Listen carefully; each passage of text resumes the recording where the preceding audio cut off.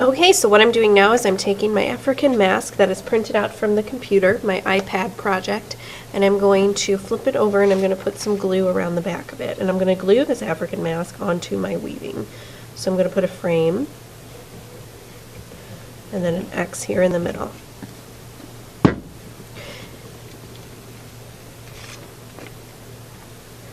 Okay, and you can choose if you want it crooked, if you want it straight, however you want it. Try to make it even all around. Alright, and then we have one last step. What we're going to do is we are going to use beans. These are old beans. These are actual beans that you could eat, but they're old and they're not cooked, so we don't want to eat them. But we have these, and these are going to look really cool. They're going to add a lot of texture to our piece. Texture is the way something feels. So we're going to add some beans here. Okay, if you would like to put some beans inside your mask and glue some on, you can. Or you can put them as like a frame around your edges. It's up to you. What I'm going to do is I'm going to start here and I'm going to draw a line of glue and I'm going to create a pattern with beans and I'm going to make a little frame. So the pattern that I'm going to do is going to be brown, a brown bean, and then 3 white beans.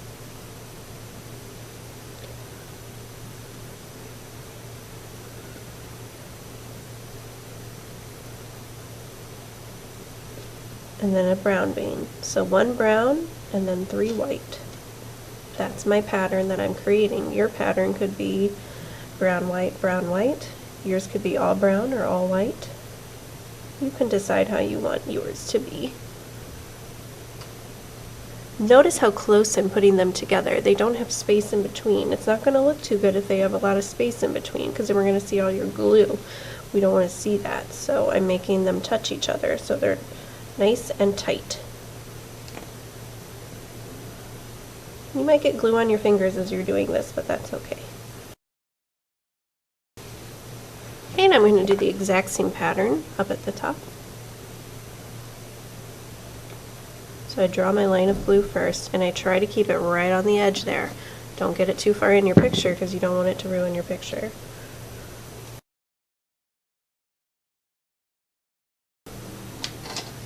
Okay, now these beans might fall off, so we gotta just really not touch them until that glue dries.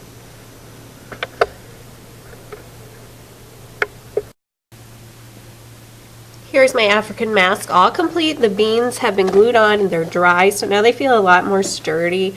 I've let them dry overnight, and you'll notice they seem a lot stronger than on the sides here. I changed up my pattern. I did brown, white, brown, white, brown, white all the way down.